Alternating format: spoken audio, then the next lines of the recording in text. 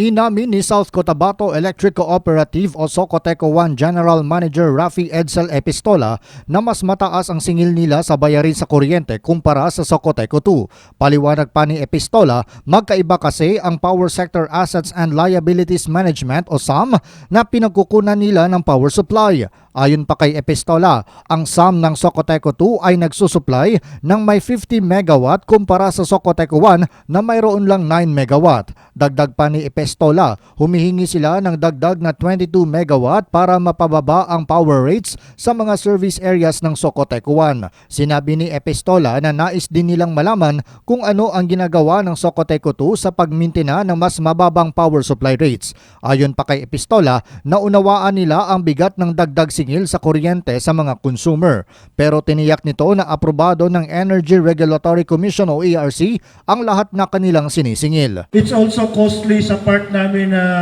yung mag-explain ka tapos yung laboring mababa. So probably meron rin tayong avenue, baka pwede rin tayong magtanong bakit mababa sila. Si Socoteco 1 General Manager Rafi Edsel Epistola. Nanawagan naman ang Socoteco 1 sa publiko na magtipid na malaki ang maitutulong para mapababa ang demand sa kuryente ang bayarin sa electric bills. Ang household power rate ng Socoteco 1 ngayon ay umabot na sa 13 pesos and 41 centavos per kilowatt hour na mas mataas sa singil ng Socoteco 2 na nasa 8 pesos and 4 centavos per kilowatt hour. Sakop ng Socoteco 1 ang Coronadal, Tantangan, Banga, Surala, Tiboli, Lake Cebu, Santo Niño at Norala, South Cotabato.